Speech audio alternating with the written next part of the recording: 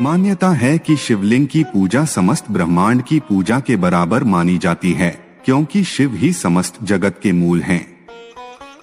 शिवलिंग के शाब्दिक अर्थ की बात की जाए तो शिव का अर्थ है परम कल्याणकारी और लिंग का अर्थ होता है सृजन। लिंग का अर्थ संस्कृत में चिन्ह या प्रतीक होता है। इस तरह शिवलिंग का अर्थ हुआ शिव का प्रतीक। भगवान शिव को देव आदिदेव भी कहा जाता है, जिसका मतलब है कोई रूप ना होना। भगवान शिव अनंत काल और सृजन के प्रतीक हैं।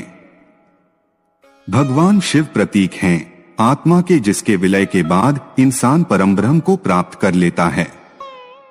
शिवलिंग के संदर्भ में स्कंद पुराण में आकाश को भी लिंग स्वरूप माना गया है।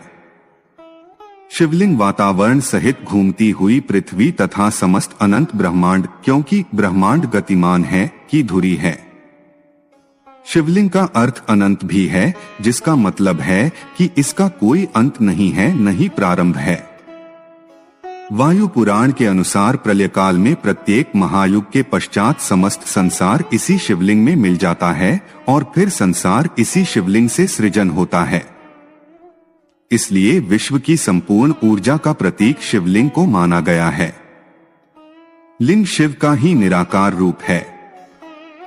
मूर्ति रूप में शिव की भगवान शंकर के रूप में पूजा होती है। शिवलिंग का इतिहास कई हजार वर्षों पुराना है। आदिकाल से शिव के लिंग की पूजा प्रचलित है। सभी देव देवताओं में शिव ही एकमात्र भगवान हैं, जिनके लिंग स्वरूप की आराधना की जाती है।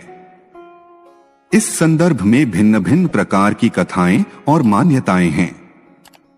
कहा जाता है समुद्र मंथन के समय में विष समाप्त करने के लिए शिव ने सारा विष अपने कंठ में रख लिया। शिव का कंठ विष पीकर नीले रंग का हो गया। वह नीलकंठ कहे जाने लगे, लेकिन विष ग्रहण करने के कारण भगवान शिव के शरीर का दाह बढ़ गया।